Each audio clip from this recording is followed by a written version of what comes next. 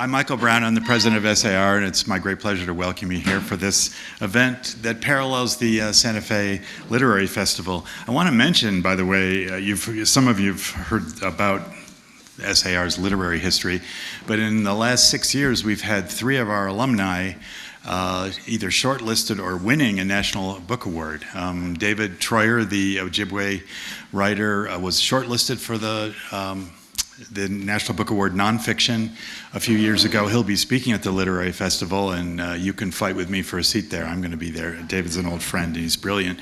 But we had 2 winners this year also in the nonfiction category, so that's something we're proud of. And we tend to pick writers, well, especially anthropologists and other scholars who actually can communicate effectively. A surprisingly select group.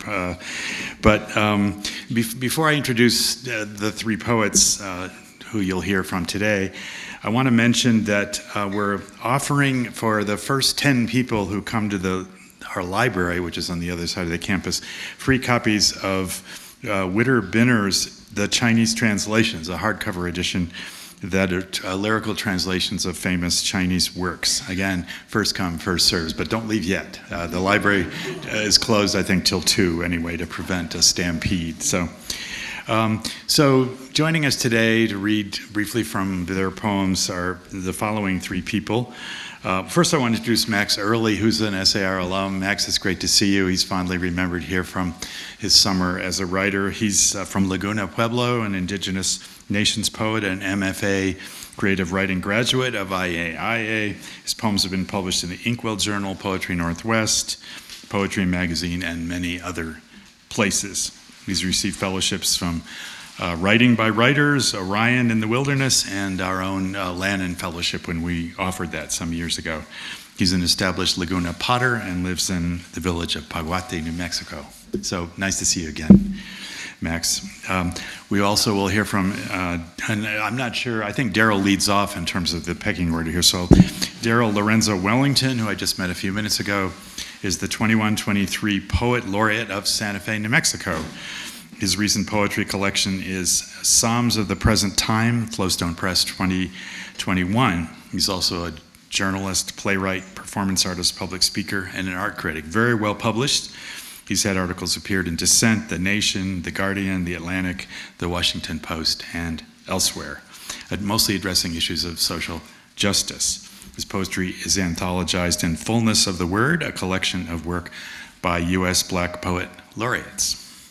Finally, Tara Trudell, whose heritage is Santee Dakota, Rarámuri, Tarahumara, and Xicana. She weaves poetry, photography, film, and audio into her work in order to express creative visions that address social issues. As an artist, her goal is to represent and advocate for Earth and humanity in an effort to stimulate action and a sense of belonging. So please welcome these 3 great writers, and we'll hear from Darryl first. I'm going to read one poem from my previous book in a sort of social realist tradition, and then I'm going to read some poems from my book that'll come out in June called Legible Walls, and there's a book of poems about murals in Santa Fe. But first, I want to share this one. It's about a young man in the South who goes to a tree where he has heard that lynchings have taken place, and it's called And They Say. I heard there was a legend nearby. Damn, I see a tree, a Spanish oak, neither death nor the sun. Neither death nor the sun. A church letting out, a family vanishing into the shadeless block. I kind of detest the blaze of Southern legend, less pure than simple lies. It may be gossip's swiftest avenue to retooling its alibi for cruelty. Legend has it a man was lynched, noosed, his flesh charred unrecognizably as afterbirth, his clothes tossed to the rags of history, an oil-soaked human torch. His body just a clock broken by drunken sailors, slammed against a brick wall, loosening the memory of pain's instruments, uncharted. He was twisted beneath a limb, preserved in a square on blank street. The oak still living, serpentine, Gothic, longer than any accusatory finger. A family approaches. To read a plaque, I guess? Nah, the garden fence is only to protect the tree, maybe, from pest, locust, and blank odd threats. The victim lay blinded first. He was a soldier. His heirs, his relatives, say this, say that, or who says much beside the steady erosion of tick-tock. Trace his body in civic sands. Trace a memorial in the public dust. This is a Maypole Sunday. Adults matter less than Esplanade children.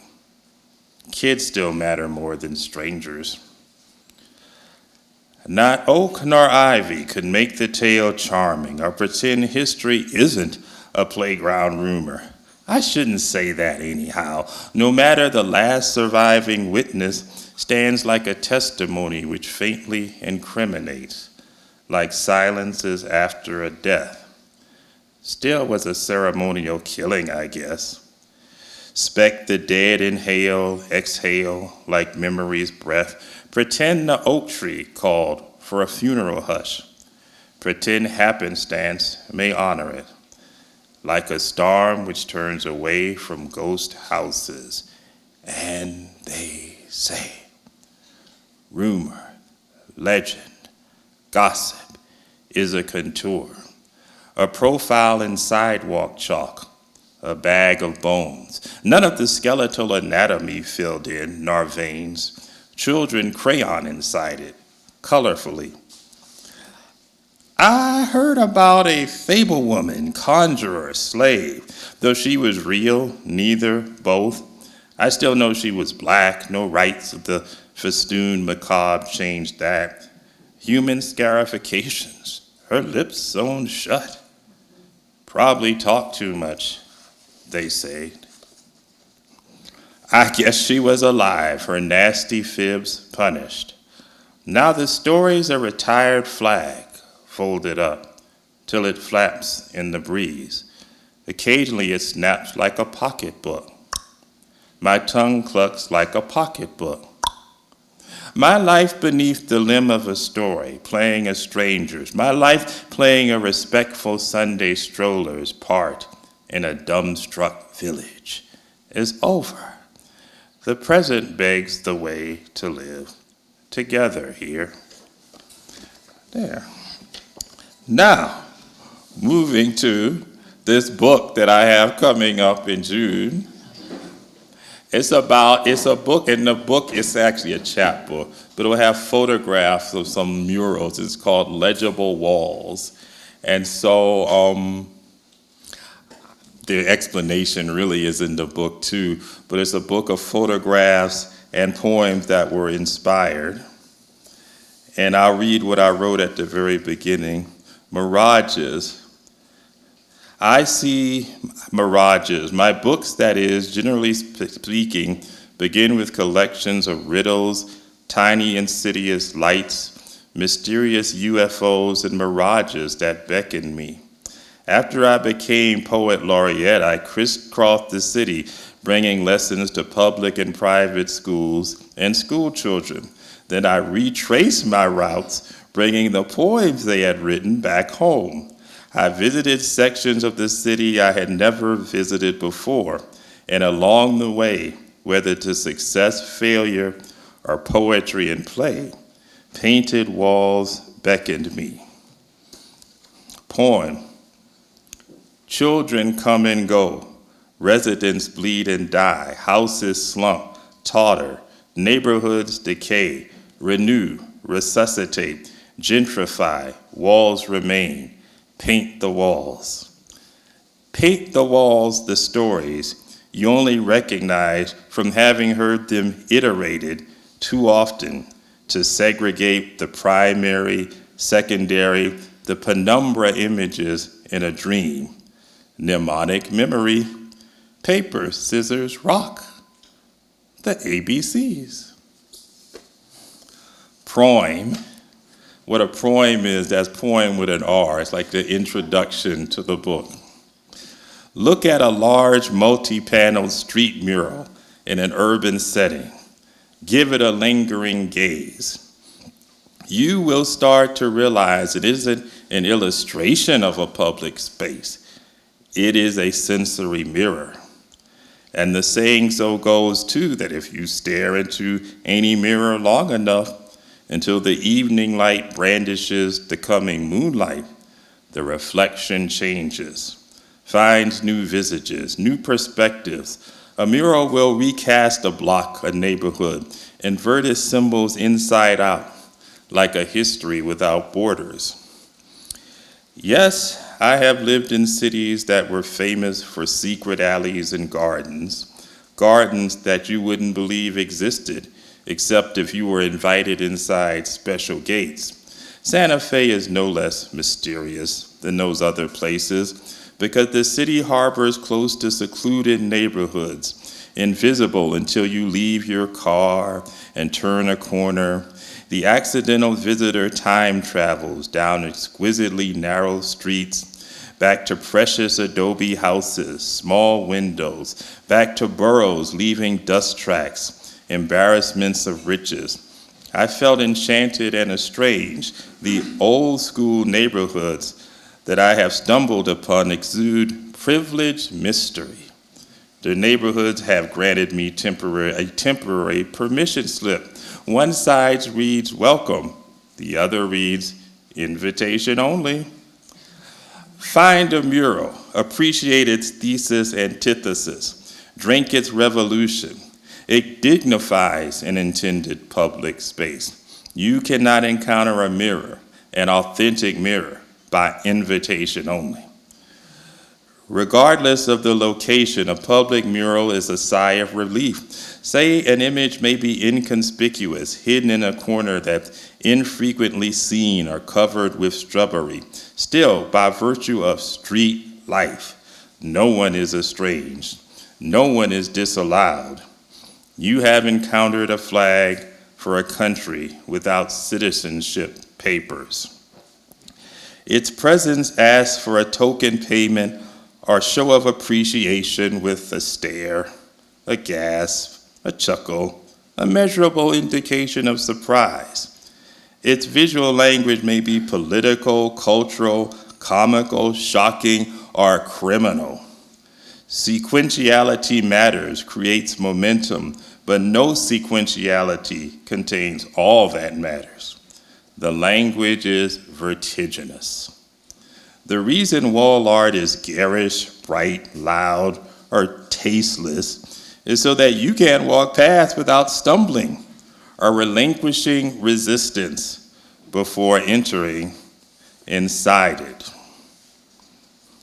For a little while, if you ever went to maybe Iconic Cafe on Lena Street, there was a piece of wall art that was up by Matthew Chase Daniel, and it was a quotation from a poem of mine, and all it said was, "The moth cast a giant presence. Why call it shadow and absence?" So you could puzzle over that as you were on your way to work or wherever. But if you actually got to approach it, which most people didn't, the whole poem was actually on the wall too. And so you could read it. And the poem is called Lamplit. And what is happening? A moth is circling a lamp, and its motion creates a shadow, a representation, a distortion. But as you go on through your day, you'll be represented. You will pass signs and mirrors and reflections and find yourself reflected over and over, won't you? I mean, this is a good way to put the representation of your world is not your world, even when you are included in the picture. But if this is the best world the world can offer, why call the representation an absence? See? Anyway, here is the poem, Lamplit. The moth cast a giant presence. Why call it shadow and absence? Formlessness, loneliness, like a pock-marked hole widening and opening into space, time, space, place, of course, and time's eclipse, implied by the shape that's flung against a wall. This desert island like en masse blear, like an ink stain against the wall's calligraphy, except that this is not an absence, except that this is a presence, except that the lividly solitary presence may change moment to moment, indefinitely left behind by light's absence. Ladies discontinuing with our murals, that one's in the book with a photograph. I'm sure many of you have heard of the artist Sam Laber, who did a lot of murals in town during the early 70s, during a period, I would say, of a lot of community activism, very inspired by AIM or the Brown Berets. And he had one of my favorite murals in a parking lot across from Alpha Road on Canyon Road. Is the only parking lot in Canyon Road. And it's a rare thing to find a parking lot on Canyon, right? And so the picture is in the book, but I don't have the picture here. But some of you can know the picture, probably know the picture. It's of I don't know how to describe it, but it's of a liberatory, I'll just describe it abstractly. It's of a moment of liberation. It's obviously of a great outcoming happening, and chains are breaking. And there is a image of people who could be consuming some sort of divine opiate in the poem. And it is a poem in the mural. And the poem I've written is called Lady of Sweeter Justice. The thumbs turned, the fist gripped, the sky blanched, the chains kindled, the link severed. When the aroma dazzled the expected workers, dazed sandaled checkers at retail shopping centers, stunned the noses of horticulturalists who presumed a fertile and overzealous spring, mischievously excited local color schemes crying, if this sweet oil exists, peace, justice, and spirit was an opiate. And looking back on it, all the sighs of amen and ahem from the distance of many eons, with the impartiality of a scholar, no one honestly suspected, no one knew to agree, before the turn of north wind south and the white robes billowing, a shaky pan splashed distilled perfumes, before the gardeners lightly, whimsically lifted blank gazes and smiled, given this, peace, justice, and spirit was an opiate.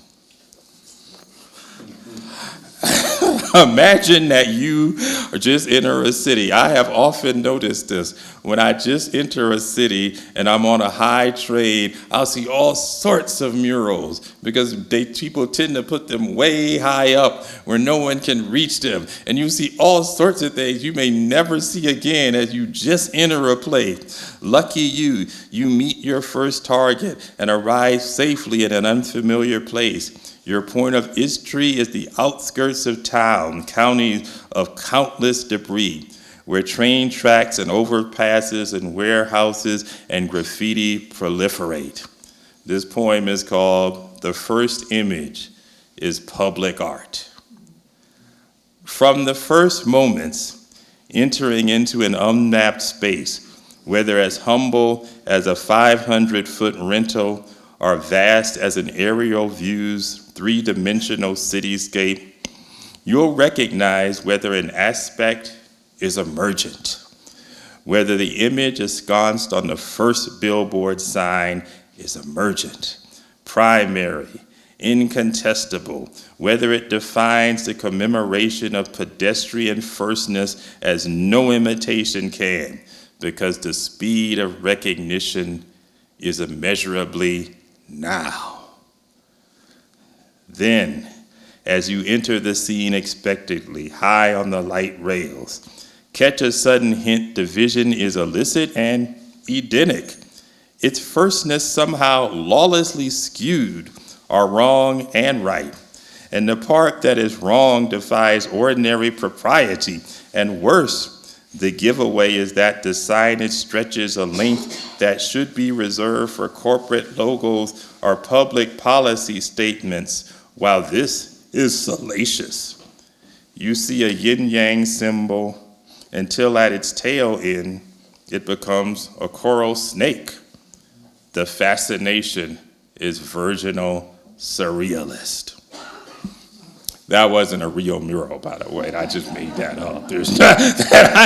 Anyway, I'll do one more poem, and then we'll have our next incredible reader. This is a longer poem, and it's about a character we shall call the flaneur. That word literally means stroller. It's a French word. They used it a lot in the 1800. But it carried the connotation of this new urban character who wanders around town and is a bit above it all and just looks at things and is very cosmopolitan, but detached. Now, our flaneur the flaneur tends to be into art in a dilettante way. But this flaneur that I imagine is all those things, but he's really into art that he can sell, that he gets in galleries. You know that, you know that. So what happens when he meets a mural? The flaneur and the neighborhood mural. Here he comes. Why is he always chuckling? Who wanders without reference points, who wanders without markers, like a rambler in a valley of shades, like a wise man dispersing the lamplight, too occasionally. Why is his intermittent silence, sound or fury, firefly-like?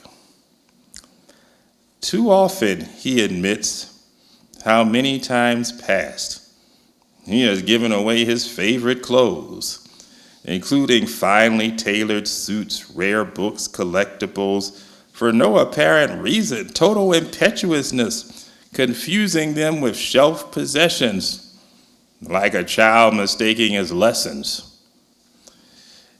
Is his courage really cowardice? Who gives away precious mementos, objects he loves, likes, relishes, sometimes subversively, self-consciously, impetuously, sometimes intentionally, the people he can barely stand? He gives away his bright prisms, sea glass blazoning on his morning study, at the hour when bluish-greenish refractions intensify. They burn, they glow, they will have to go. Give him his due, he has a deft plan. Trapped in his psychological coils, his past obsession has actually been any chance to throw away cool gems, leaving valuables in the surprised hands of similarly self-possessed characters and other charlatans he then shrugs aside. Neighbors he couldn't call friends, or wouldn't. Personalities he struggles to half-heartedly stomach. He hands his coolness away like confetti. Is this evidence of his lack of monetary attachments, or his set of curiously narcissistic repressions? He represses his wanderlust, if anything, his terror of being caught in just one place. The flaneur distrusts the known, yet gives himself over to the unknown. He is easily convinced he is someplace important, that is, if he can identify where he is.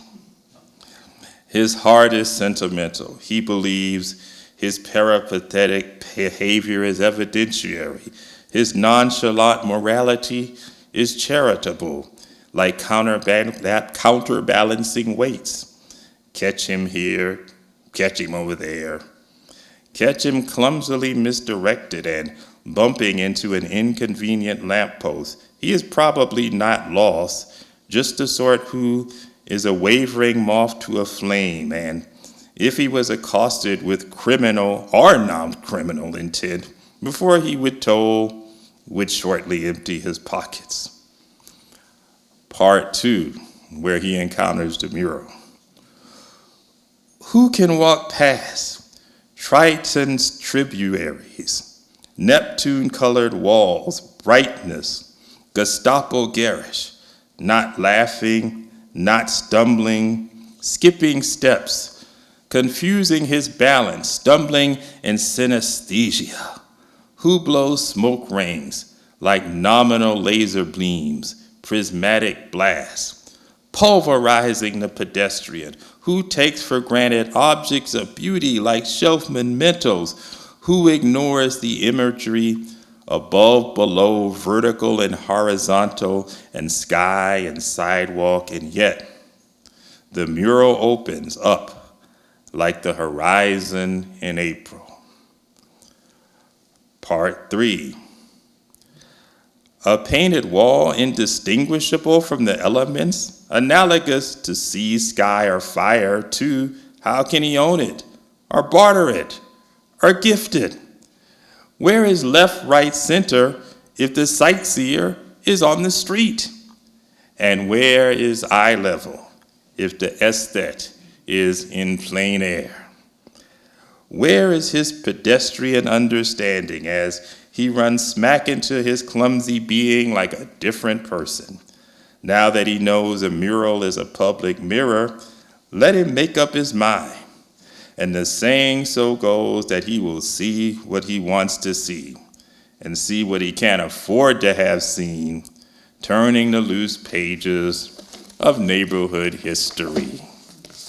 All right, thank you. Our next person.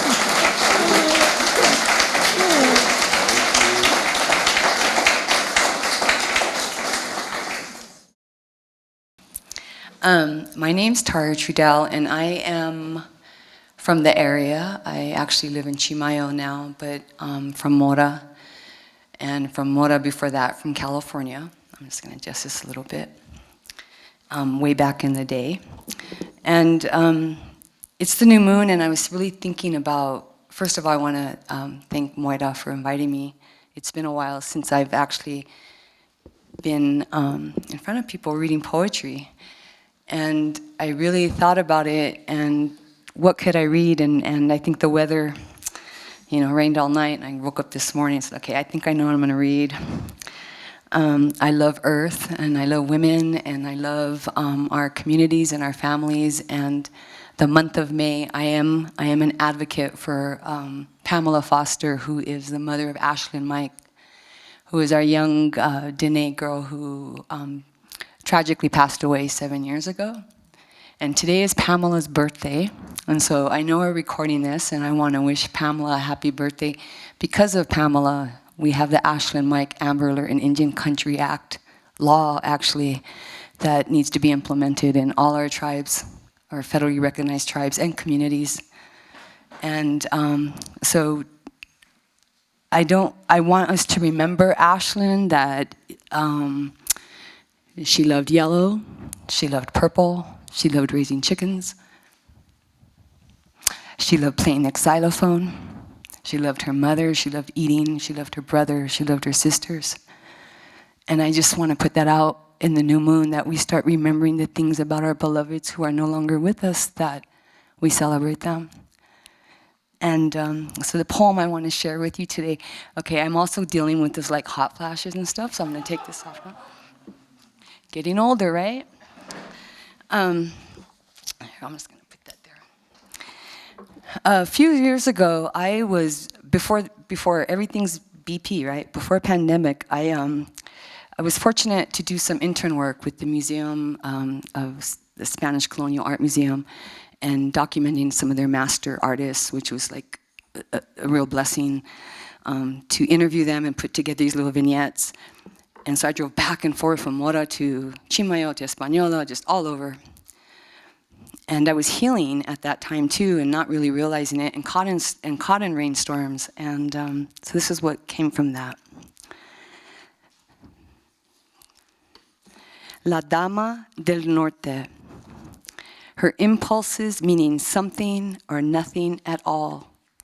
Her penchant for dirt roads going slow over Montaña Amor, talking santos with santeras y cocheras, the faith in arte painting her Santa Librada Corazon, her lessons of doing right after acknowledging wrong, weighing storms before falling love comes down to the ground to get out of the rain, boom, boom, boom.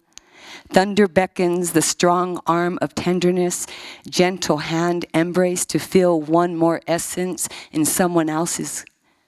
The connection never lost when found wandering, different paths on parallel planes, stepping off hot rocks and life experiences, the intention in never wanting what could not be given freely. La Dama del Norte, stepping up firme on brown earth, the many gardens she traveled in visions, seeking soft grass havens, her luz and maíz beauty blending her heart and soul into the arms of another lover, remembering like water for chocolate recipes and chili rojo y homemade tortillas, stepping up game and cuatro leches cake, sweet inclinations cooking in la cocina de la dama, how good she could feel when really being held one more time in this relieved lifetime. I don't know if you know who Monica Soñasa, right? Is that the colchera? She's amazing. She's a really powerful woman I interviewed. So I'm really feeling like the weather. So when I'm feeling the weather, I'm feeling really feminine. So I'm just going to blast this out for you. This is called Pomegranate Goddess. She was pomegranate bursting, red gems lining her heart, a woman of nature and creation. Her touch unfolding hollyhocks. She was poetic after love thoughts, a mystic on land and in air. The turn in her hips stronger from bearing too much over time.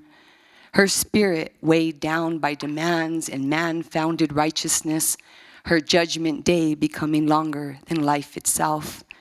Her memory of collective grieving inheritance lived out in everyday meanings placed upon her shoulders, passed down rebozo woven with silk and fate. She was whole in body and soul, her learning to live while dying, never good enough for mass saving. Condemned by made-up accusation, no one wants to believe a past that struggles with the realities of killing in the name of someone else's God. The blame in woman's sacrifice.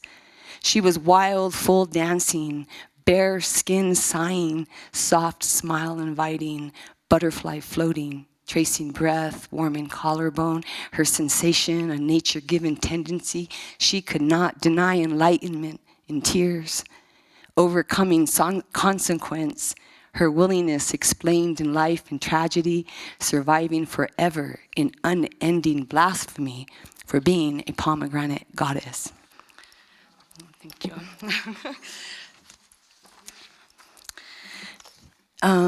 This next one's a little long, but not longer than 500 years of colonization, so here we go. I call this belonging without reservation. I grew up in the movement. I grew up when it was really in the 70s, and then got left behind in that, and then because of the realities of movement, and then with 4 children of my own, and kind of coming full circle, I knew the most important thing was for me to return to my culture and to learn things about that I had forgotten. And this poem kind of wraps up the past few years and the mentors on my path. I call this belonging without reservation. Belonging without reservation. How do we put back pieces of land and soul displacement? How do we enter a circle with no entrance? In what orientation do we pray the 4 directions to begin our own healing journey? The wrong turns of relocated souls hitting city pavement, forgotten red roads. How do we belong based on lack of proper skin color and no language to understand the business of being indigenous in English translations and exclusive invitations? The not fitting in with sisters and brothers, not being brown enough happening to our own people. while white admirers cut to the front of our lifelines, the anticipation of adoption into any tribe that will name them as one of their own, while we continue to live on the outside of quantum blood factors created by government benefactors, the colonizing plan to take more land, privatizing nature, eliminating indigenous reconnections of all tribes, lesser by thousands than humanity cares to know. Genocide's truth of the Americas, bloody foundation, 7 generations pushed out to assimilate the colonized way, implanting absence as identity, the extent of internal damage living in those who belong without reservation, raised in revolutions of 500 years and counting, growing up in realities of man-made death coming for us who fight for water and earth protection. The darkness when ash settles, a war paint survivors wear and tear stains, a lifetime spent searching for a recovery to heal in this realm, the missed powers of recalling indigenous DNA enlightenment. When traumatizing reappears in separation and segregation, how do we in truth compensate for eternal generations and reparations and reclamations of ancestral land and soul sorrow? The inconceivable cost in lost babies beaming, women laughter, children learning the ways elders shared, storytelling traditions, a life force energy rising inside, fire to burn, unable to contain without reservation what became of his story, lying about our dying, dripping in tears, frozen remembering so we could not feel our way out to empower ancestors, living indigenous, extending roots from deep within, creator inside all of us, learning the rhythm in many languages, walking the talk, recalling the warriors before us to relate matriarch longings and nature provisions, inherited identity shields, jingle dancing for all relations. We move on learning without reservation to reconnect ancestral starlight, mapping our way to find our home as our birthright. Thank you.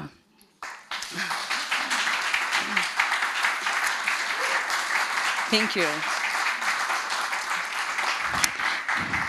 You're so kind. Thank you for hearing my words. It's a really beautiful place to read poetry, I must say, and thank you.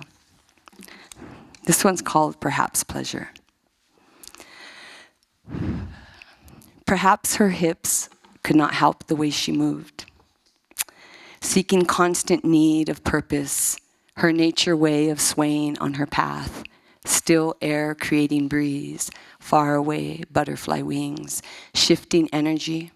Perhaps her love could not help the way it burst and wept unresolved passion in unconstrained moments, her natural will of redefining erotic in thoughts acting out, teatro campesino, playing loud in her soul, the drama of being a woman, defined in black books and dirty man looks, ongoing societal demands, historical religious commands.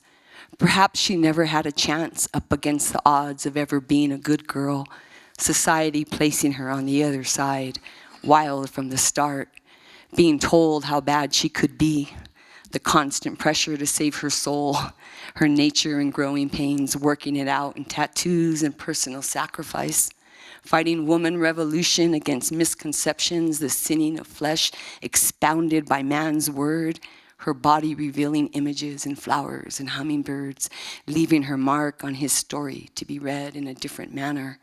How life can be survived in Coyolxauhqui parts, depicting anguish slain by lovers and childhood pain. She learned to live in her heart. Perhaps her spirit was never made to be broken. Perhaps her words were meant to be spoken. Perhaps she could love without having to explain abundance and pleasure. Her continual will of rising and thriving, her peace in being a woman. Perhaps she could be looked upon just as that. Thank you. Thank you. That's kind.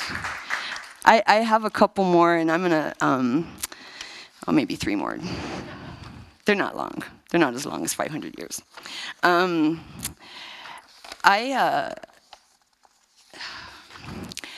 It's interesting because this is one of the, after my divorce a long time ago, with 4 kids, I went back to school and studied film and all these things that I didn't think was possible about myself.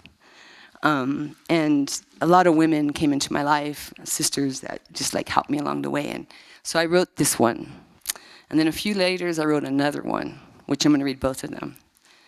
And now that I'm BP, what is it, after pandemic, whatever we are, before pandemic, after AP, and Moira coming to me, and I have not published my book of poetry yet, but I have another hermana today who is really working on me to get that out, that manuscript. And so I'm thinking after this, I read these 2, I'm gonna probably have to go home and write another one because I need that. I think there needs to be a 3rd one, but I'm gonna start with the first one. It's called Love Gang.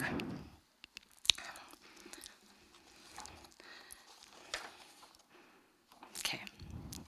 Me and my girls, we give easy, trading feelings, strong, loving, not afraid to surface in a society made up Valentine rules of should'ves, could'ves, and never do's. Me and my girls, we trade stories, wipe tears, curse the bastards, caress the lovers, and share oatmeal with peaches. Me and my girls don't judge, we don't mislead, and we don't pretend that loving doesn't matter to us, all filling our size, sensual and true. Weathering lovers, every storm creating a new rainbow to follow. Me and my girls, we fall down in battle, letting life take the worst, us holding on to what's left, making the best of love. We rise in connectedness, our woman spirit, soul sisters sharing, our scars, tattoos, smiles, curvatures, keeping us real.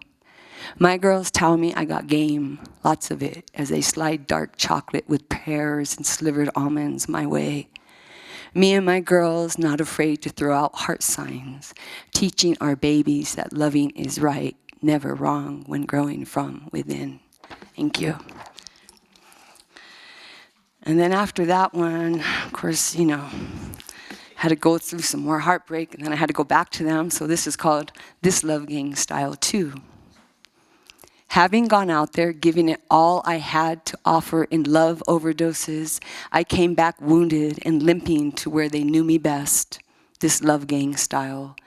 Showing up in time to save me from tattooing tears, the waiting of like-minded soul sisters in 24-hour emergency care, in homemade green chili calabacita tamales steaming on kitchen stove.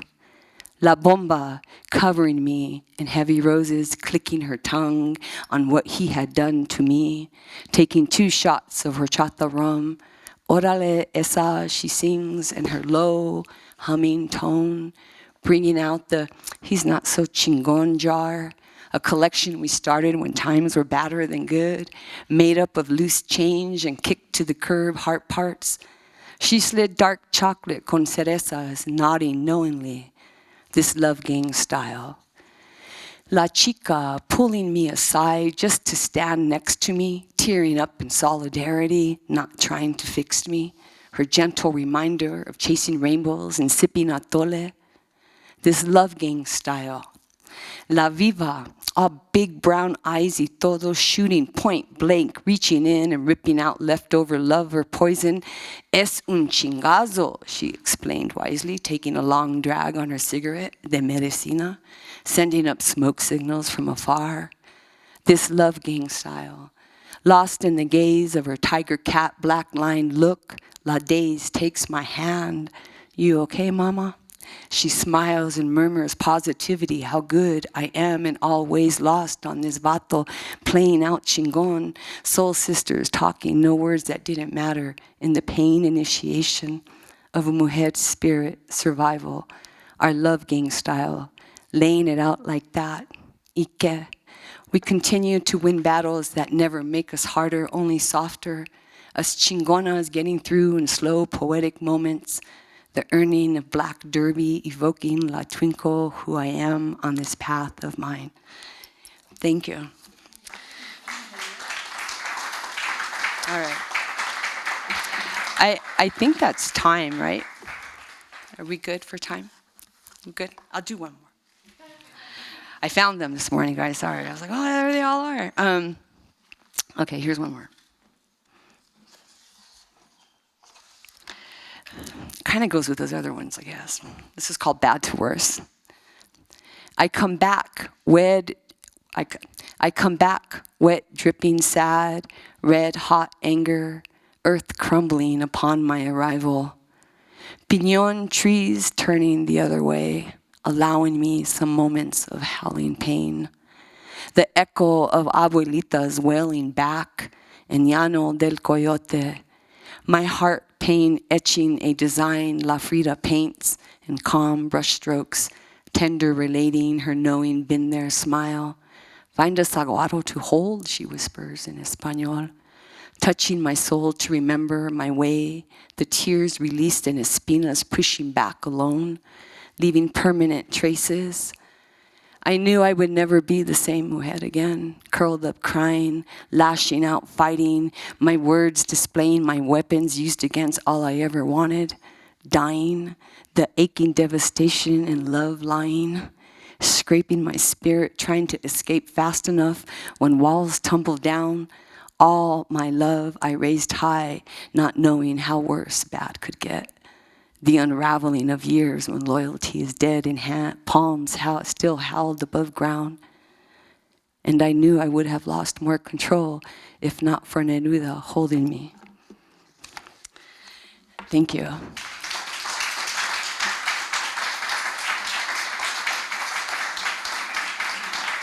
Thank you so much.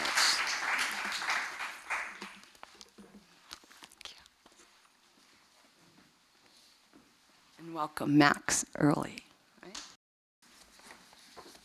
Goatsi sai hopa so kini sawi temishe wa tsena hanuk da koe washtik da hina me kamuna so okuishi eshe koekame.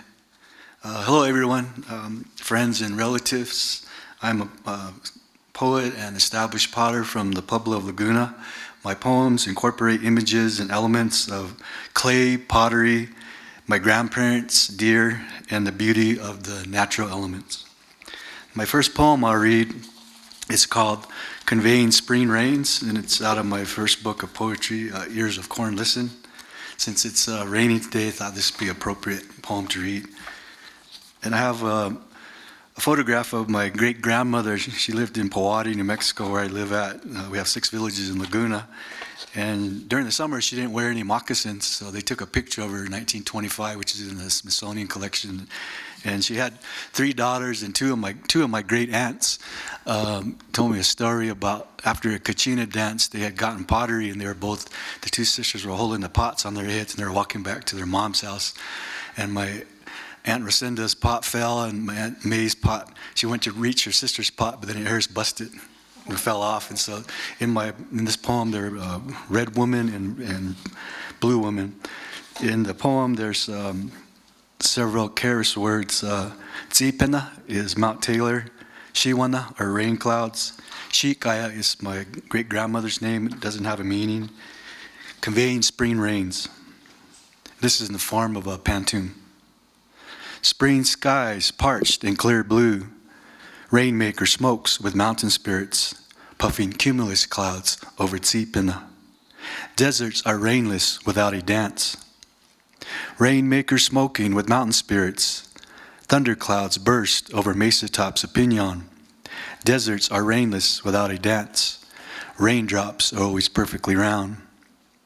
Thunderclouds burst over mesa tops of cedar. Somewhere rain is falling on Mother Earth, so raindrops are always perfectly round, tapping ponds like rapid drumbeat circles. Summer rain is falling on Mother Earth to herald the Shiwana on southwestern lands, tapping ponds like rapid drumbeat circles. Frogs croak their chants and dance once more. Herald the Shiwana on southwestern lands with water designs of drizzling cloud drops. Frogs croak their chants and dance once more. Sunrise ends their shower and leap of music. With water designs of drizzling cloud drops, women draw water in painted bird oyas. Sunrise ends their showering leap of music. Now they walk, bearing jugs above their heads. Women draw water in painted bird oyas. Red women and blue women balance as they walk, bearing jugs above their heads, home to their mother, Xicana's house. Red woman and blue woman balance, dawdling along the ditch of running stream, home to their mother, Xicana's house. Red woman's swaying pot spots sister's eye. Dawdling along the ditch of running stream, corn leaves glisten bright with drops of dew.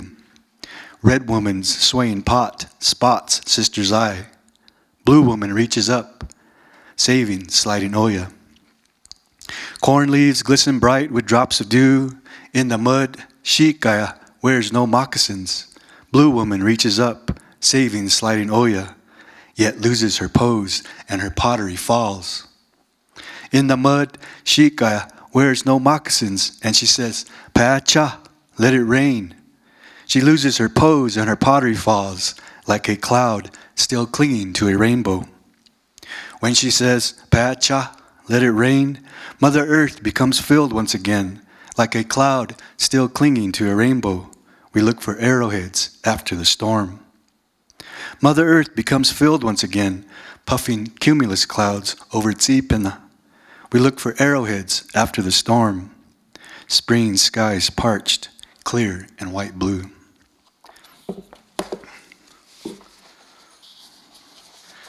The second poem I read is called Flowers in the Deer's House, and there's an exhibit up at MIAC in conjunction with the School of Advanced Research, and there's a book called Grounded in Clay, and there was over 60 Pueblo artists that contributed to the pottery collection here at SAR, and the exhibit is going up to the Met in July. So if you get a chance, go over to Museum of Inner Arts and Culture. It's going to be there till May 29th. And this poem is called Flowers in the Deer's House. Painted black line in circles damp earth Oya, opening a subtle path to skyward realms. As cirrus clouds spiral nearby rainbows. Light and shadow crosshatch distant rains. Sound of shock waves slice like knives. Thunder to arouse Tzitshrui. The horned water serpent ribbons through winds of red leaves and feathers, while rainbirds stream in dark caverns. Water sleeks down a stalactite as she applies a stroke of black paint to the slipped clay white surface. With curves, hooks, and pointed beaks, she bends willow to form a hoop, a drumstick tied with yucca fiber. Sonic voice of water drum ripples as buds of Mandalora and Delirio bloom on adobe floors and walls. Outside the house of fluorescence, burnished moon of ancient pursuit, halos night sky when stellar trail glistens north. Cosmic starflower guides her journey to a trio of bucks standing still, silent in the deer's home at winter solstice. As she sketches the eyes of the deer, she whispers a blessing of fatuity to enhance her man's chances of game. From mouth to slender neck to mid-body, she paints reddish-brown line to an arrow-tipped heart above a belly of Bella. She exhales and exits the opening of thoughts and prayers infused on clay, prosperous hunt, abundant rain, long life. Unfired masterpiece nestles in her lap. She lays her yucca brush aside to rest and daydreams of her distant relatives.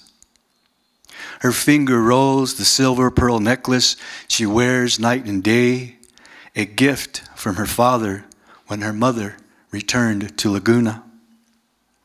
In the days of horse and wagon trails, a child from the Zuni Coyote clan, She treasures designs from her father's kin. Inside the fired Grand Olla, she pours cascades of blue from bare grass baskets, storing shelled corn for winter sustenance. The other poem that's in the collection, Grounded in Clay, there was a dough bowl with the Vilcek Foundation, and this, when I became a potter in the early 90s, I followed this pot around, but I like to do old replicas of older pieces of pottery from Laguna, and I couldn't capture the design. It was asymmetric, and I'd seen it throughout my career as a potter, and then here it was in a photograph, and so I wrote a poem about this pot, and it's an exphrasis poem. It's called Convergence of Clay. I see you in a poetry book. I see you in a pottery book with your maroon cactus petals. I long to breathe your virtuosity, then hold you in my palms. I see you at Morningstar. Your vines curl in waves of faded beauty. If I knew where you came from, I would take you there. I see you in a headdress, 7 red-tipped feathers of sunrise and sunset. I adore your resilient design on vintage skin. I see you at a gallery.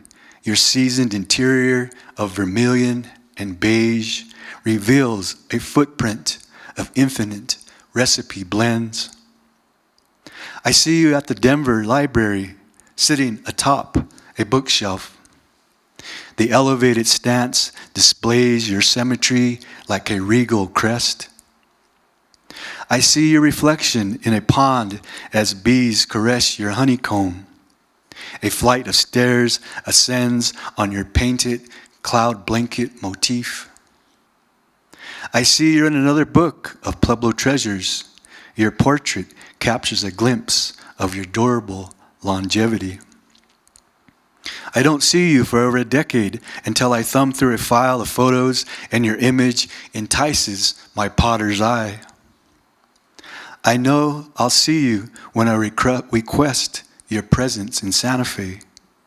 Your flight from New York lands before the lockdown. After a postponed year, I see your chafed mask of antiquity. My hands embrace your rare and vigorous form. I see you don't have a distinct spirit line. I'll select a place to cross your threshold of earthenware permanence. I see your dough rising from the adobe bread oven, your generous tasks of stirring, mixing, and serving food for feast days and dances. I see your matriarch blend blue corn mush for paper bread, matsini. Her fingers slide batter from your bowl onto a flat sandstone griddle. I see her filling your deep bowl with apples from the orchard, the last harvest you'll see prior to leaving your birthplace. I see you were a kitchen heirloom, lonesome for your home.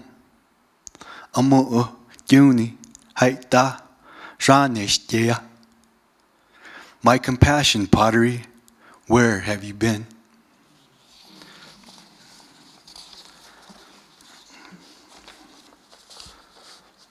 This next poem is called Earthen Desires. A lint-covered clay vessel hides inside the china cabinet, anxious for her slipware. Potter's hands lift her out. His breath, a rush of wind, frees her from dust and inertia. Warm, slick riverstone lines, hand caresses, burnished sway, the potter's gradual pace.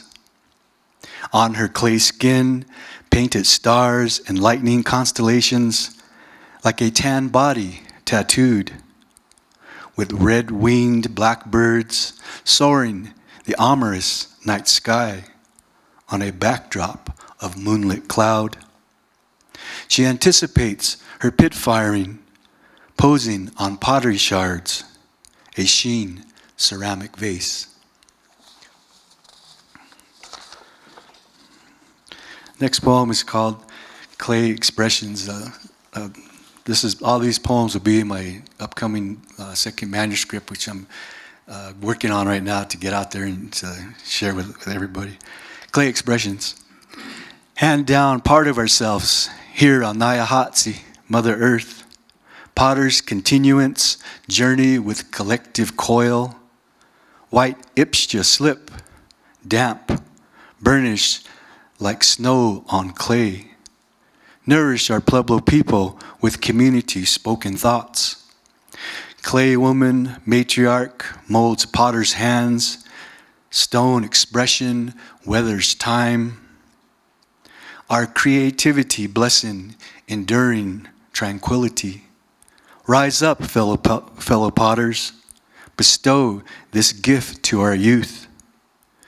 Instill your artistic passions towards our precious children. Amu irach demishe, so this gift may never end. Pueblo youth now, generations forward, may sustain the legacy, our ancestors' vision.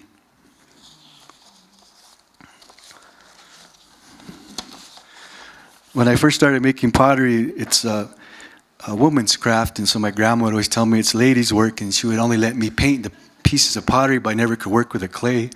But yet my grandma gave me a polishing stone, and that's where I became a potter. There's a lot of male potters in the Pueblos too now, but traditionally it was a woman's craft, and this is called Grandma Linda's polishing stone, and there's 4 Keres words in the poem. China is a river. Mama Anya Makusa is it's really nice, you sure know how. Tashkana. Tashkana is old pottery shards, and Mucka is a gourd dipper. Grandma Linda's polishing stone. This is in the form of a cestina. Before I began to work with Laguna clay, I was told only women can make pottery.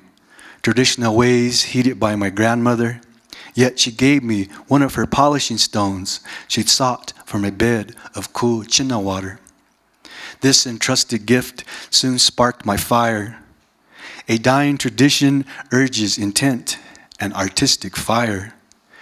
Curiosity in me revealed the charisma of clay.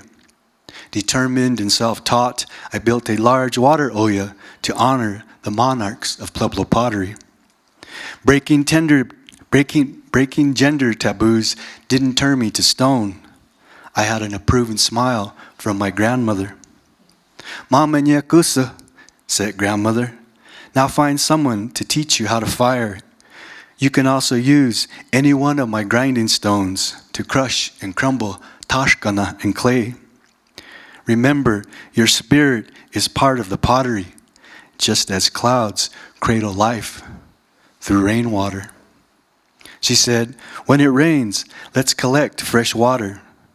I watched wrinkled hands of my grandmother gather rain from barrels with bowls of pottery. Bring them inside while I warm up by the fire. Now pour some rain into the powdery gray clay. Treasure this mud dough like a precious stone. Not long ago, we used corn cobs and sandstone to smooth wear, later wiped down with water. We burnished only at daytime, slip of white clay. Many customs grow old, like your grandmother.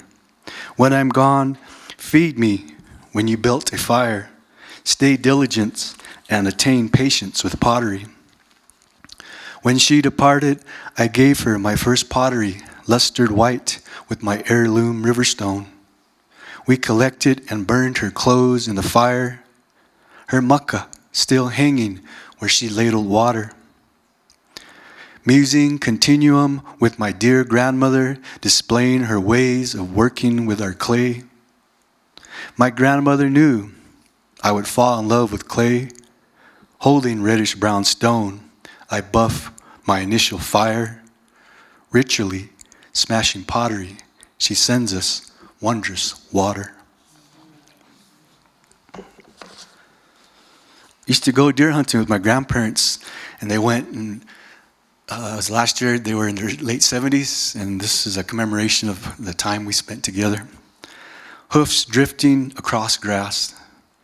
November night in small town Cuba, Warm cabin in lieu of chilly canvas.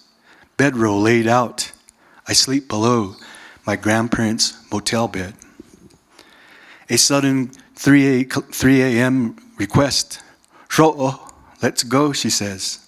I sip coffee and scurry by the kitchenette stove. Grandpa's warming the truck up. On a high desert pinon cedar hills, our campfire in dark, beaming woods, bacon, eggs with bread on the flame. Grandma's fried red chili flakes. Sunrise ashes bless our rifles. Guide us, mountain lion man, and the mountain lion within me. Track fearless with patient pursuit. Mid-morning, bedded down in gray leaf briar, a leaping gant of does hurtles through thick sagebrush draw. As fog drifts on thin forest air. My index finger points, but she corrects me with her pointed thumb motion. My head nods. I use my thumb to shorten the distance between hunter and game. Afternoon, we ride hills after hills across arroyos and valley crossings to a place I caught my deer the previous open season. I hike to an overlooking mesa top. Grandpa walks down to the dry creek. Close by the truck, Grandma prowls with a red scarf over her head. I scout towards a large oak grove as quick sounds of leaves crunch and crush. I crouch down, my eyes focus on swift hoofs drifting across the grass. My head turns, I hear, whoo! I sprint towards the mesa cliff ledge. Grandma's hands raised sideways by her ears.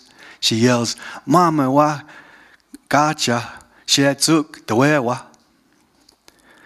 Peeling an orange, her gun leans on a rock. The buck runs to the mesa bottom and pauses within Grandma's range. She grabs her gun, her finger pulls the trigger.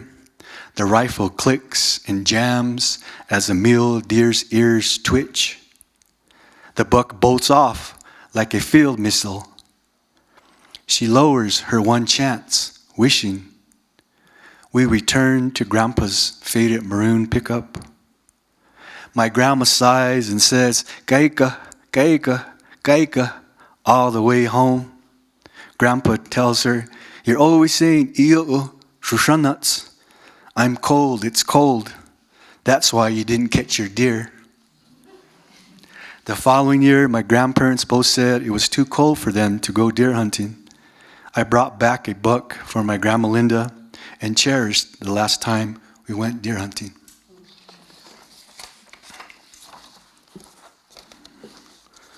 Next poem is called In the Black Blue Hue of Sunrise Dawn. In the black blue hue of sunrise dawn, Mother Fire keeps me warm. I pray and breathe on the dry flowers, an offering to the deer spirit. Consumed by the flame, my prayer goes up in smoke. Rainbow full of color for the deer to see. They say, Mu puks kaschatsi, mama nye, sho ekoshe. Look at the beautiful rainbow. Let's go over there. Climbing the hill in pursuit, fresh deer tracks everywhere.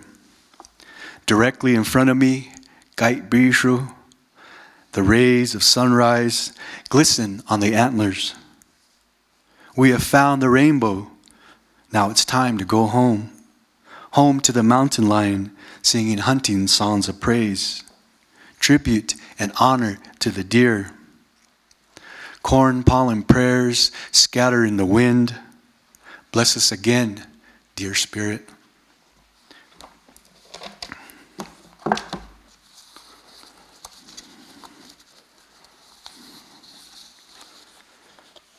Deer's breath of every color.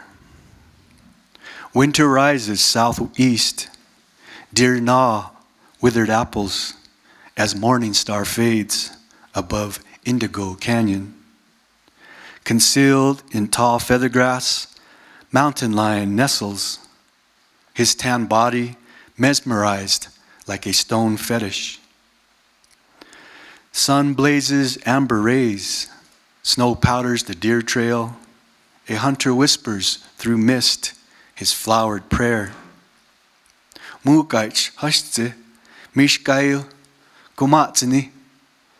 Mountain lion man, it's already morning, help me. Climbing Hawk Mountain through blue juniper terrain, mountain lion leaps, an arrow blessed with pollen. Winter sets southwest, deer in shadow tinged purple, enters spruce treehouse on his breath of every color.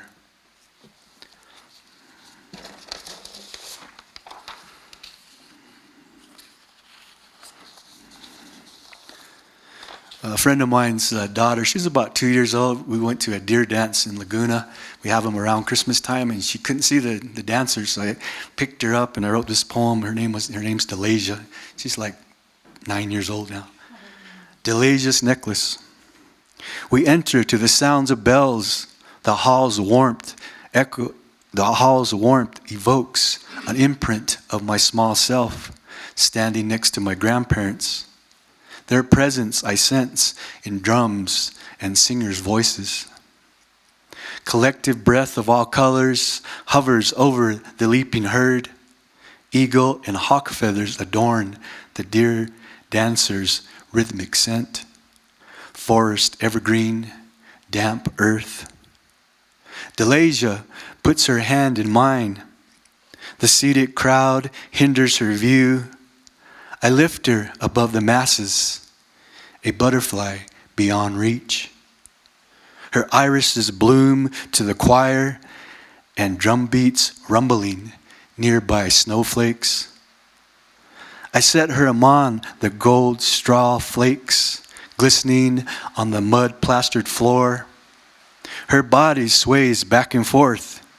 She stands on tiptoe to see over the crowd. A charcoal-faced hunter in camouflage shirt and jeans trots towards the small child. He places a coral bead necklace over her head as she smiles at her new delight.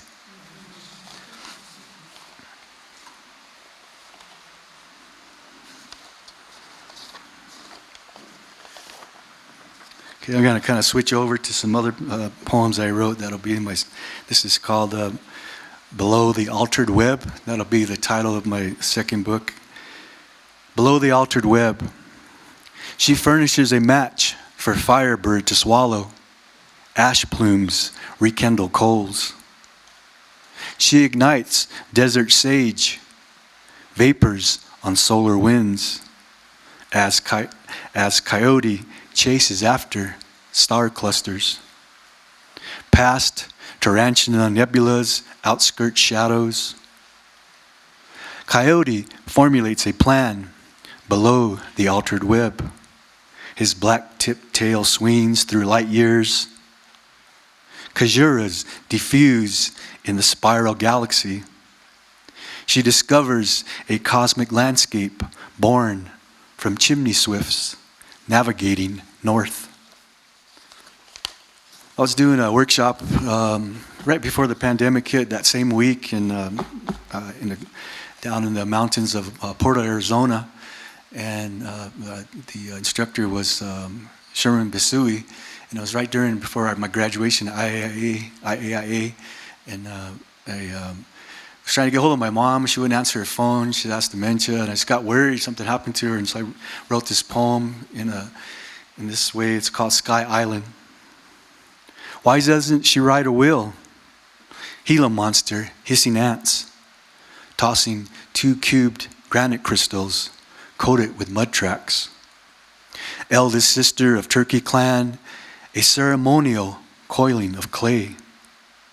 We're migrating, soaring towards a sky island. She lifts his black braids on pine sap, streaming in rainstorm, wailing. She ties 4 white duck feathers and forms them into a lightning bolt.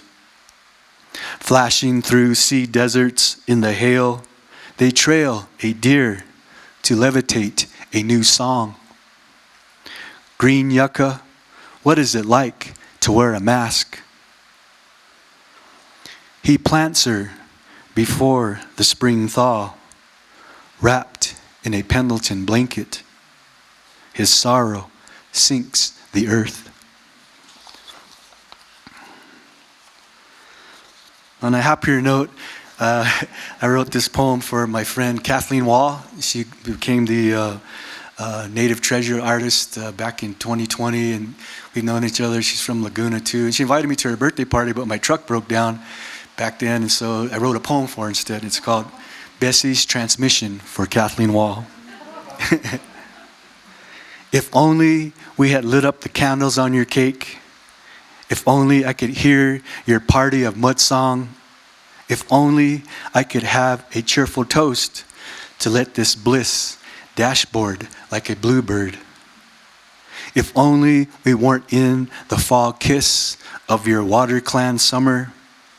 If only we didn't have to dry our clay pots and never sand away.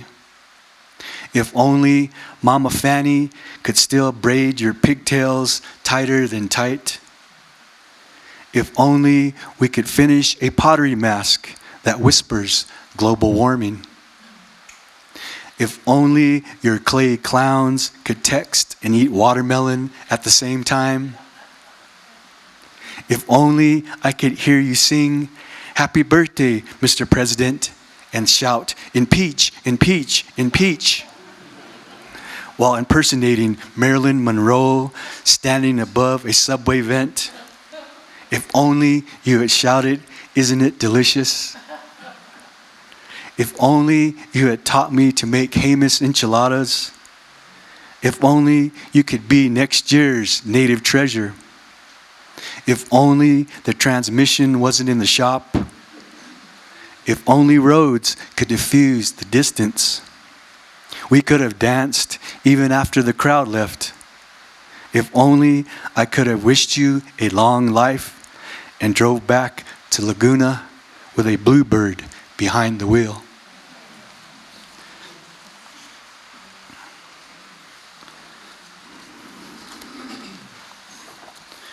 This next poem is a poem for a friend of mine. His mom passed away, and she was so much different from my mom too. And I kind of compared the two mothers together, but it shows our enduring love for our moms. So this poem is called "Is Your Mother Still Here?" Past river's edge, damp clay, your fingerprints remain. Without your mother, you pluck wild celery leaves. Frayed yucca sifter sits on top of china hutch. Old mother dragon scratches her white-haired scalp. Her mouth hisses bitter words of burnt-out flames. She sighs for no reason and forgets to remember. Past river's edge, damp clay, your fingerprints remain. She sleeps on folded futon in cool morning fog. Slow current, she shrills your name like a parrot. Son, son, what day is it? Did you build a fire? Take Milani outside. I must call your brother. You pluck wild celery leaves without your mother. In Cusco's garden, hammock swings back and forth, crushing against Chinese apricot branches. Early spring blooms scatter like floating popcorn. You blame global warming, too hot, too soon. Past river's edge, damp clay, your fingerprints remain. Faucet turns on, water rinses, wild celery, sand down drain. Nothing washes away wild, it's still a weed, she says. Unlike my mom's moody moans, your mom was no dragon. 4 years in need of your mother, you still weep tears. Without your mother, you pick wild celery leaves, past river's edge, her fingerprints remain.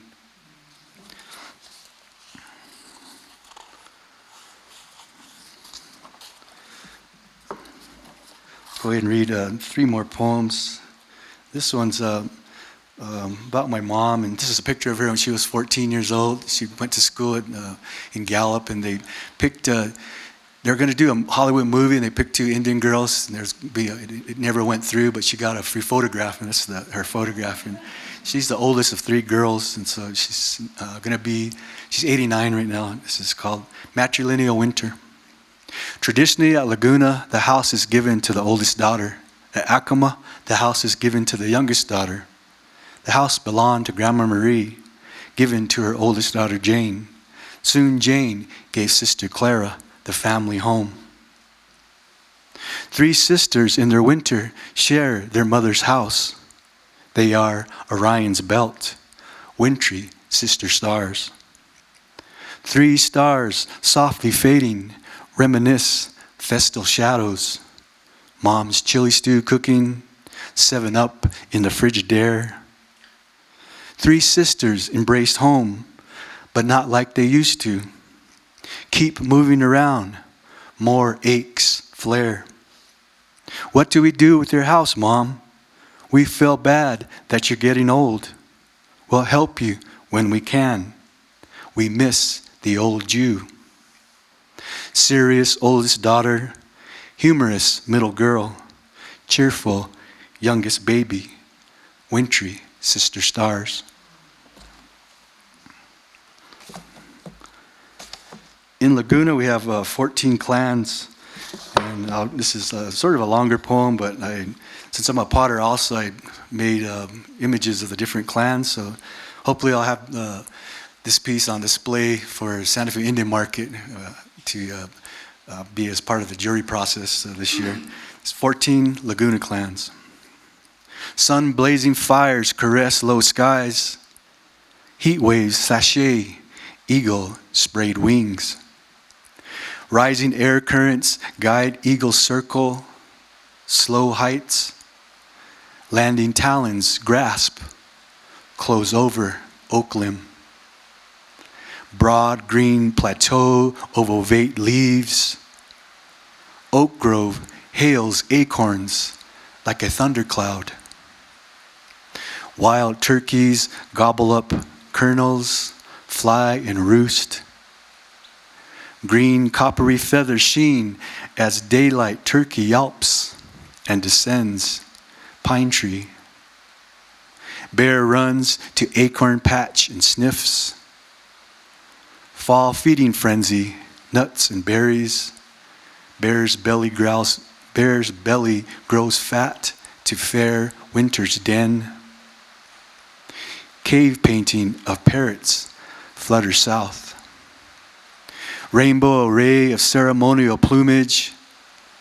Amazonian parrots nibble on clay cliffs. Traders climb northern hills, valleys with corn. Arrival of white, blue, red, and yellow bounty. Planted corn and natives sprout hand in hand. Brisk waters flow through earth-channeled canals. River currents cascading Rio Grande Gorge. Water, translucent blood through mother's clan. Turquoise heirloom, hue of matrilineal nimbus. Benevolent stone, guardian from harm's way. Lucky rock, turquoise charm, wards off evil. Badger burrows and hides, growl sounds near. Foraging earthworms, termites, and grubs. Badgers sleep in the mornings, sharpen claws at night.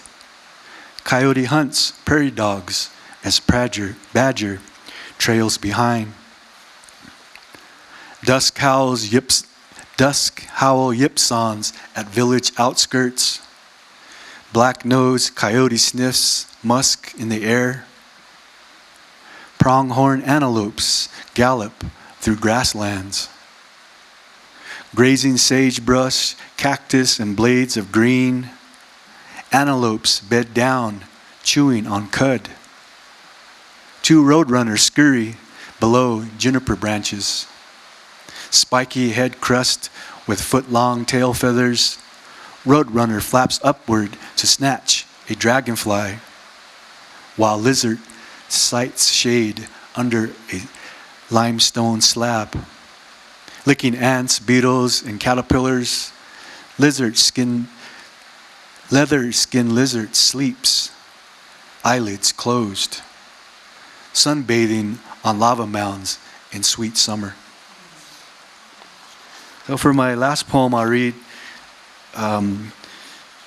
all the 14 clans. Every one of our 14 clans in Laguna, the women would have grinding songs, and then the men would sing their songs, and a lot of that's gone now. There's a few songs that are left, but now there's like the grinding houses aren't there like they used to be. So this poem contributes or honors the grinding stone and how prevalent it was in our Pueblo society, ingrained. Only once at dawn I unearthed a grinding stone buried on a dirt floor by the old house corrals. She sang Ya'ana clan songs when there were those songs. In the field, now barren and bursting with tumbleweeds. The land parched as potted polenta or peeling paint. Her skin was black lava, her hair shelled white corn. Her body curved like a half-moon crescent. Her face, rounded smooth, had thinned from where, like sand, the oceans washed ashore in the rise and fall of tide. A Hawaiian black sand beach, the flavor of salt woman. Red seaweed and slender green, an heirloom seed planted on a warm mid-autumn day, sprouting, then fading as songs wither into stillness. Or bushes of sumac berries in the abandoned field, red fruits the deer devour, tart and tangy like hibiscus lemon tea. A mist arises as the stone recalls the clan women's voices. Singing her songs, she remembers the rhythmic milling sounds of mano and matate. She yearns for cornmeal or wheat flour. She cherishes the last song sung to her. She hums forgotten tones. I lift her up and say, "Come home with me. Rest in Cusco's garden. Sing with me." Dawa shkunama. Thank you.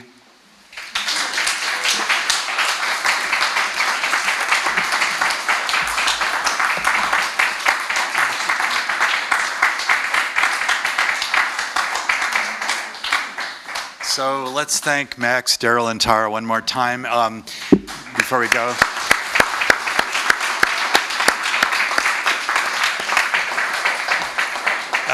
Feel free to wait out the storm if you want, carry on with conversations, and thanks for joining on this rainy afternoon. Bye-bye.